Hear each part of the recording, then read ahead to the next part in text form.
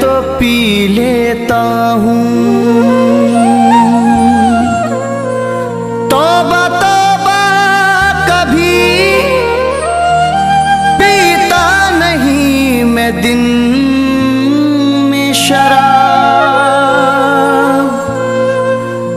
रात कुछ याद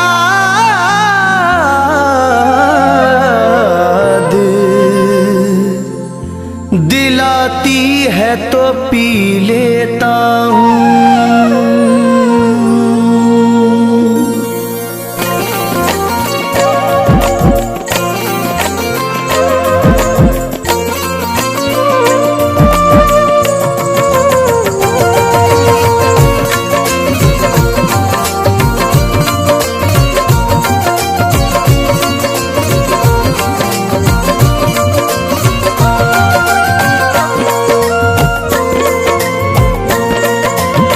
मोहब्बत में हम खुद को बर्बाद करके, मोहब्बत में हम खुद को बर्बाद करके बहुत रो रहे हैं तुम्हें याद करके, बहुत रो रहे हैं तुम्हें याद करके। मोहब्बत में हम खुद को बर्बाद करके, मोहब्बत में हम खुद को बर्बाद करके बहुत रो रहे हैं तुम्हें याद करके, बहुत रो रहे हैं तुम्हें याद करके, बहुत रो रहे हैं तुम्हें याद करके।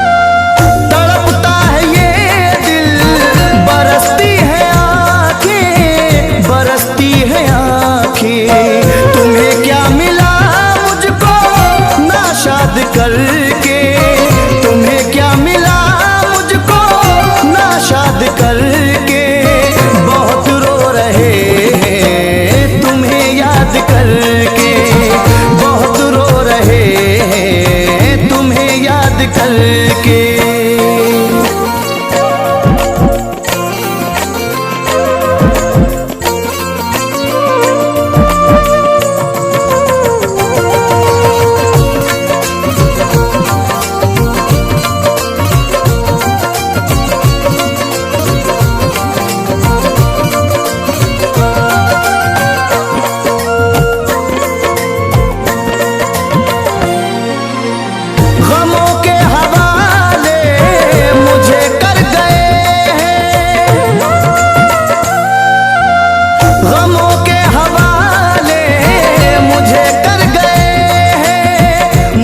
कर गए हैं मैं जीता रहा हूँ जिन्हें याद करके, मैं जीता रहा हूँ जिन्हें याद करके बहुत रो रहे हैं तुम्हें याद करके, बहुत रो रहे हैं तुम्हें याद करके।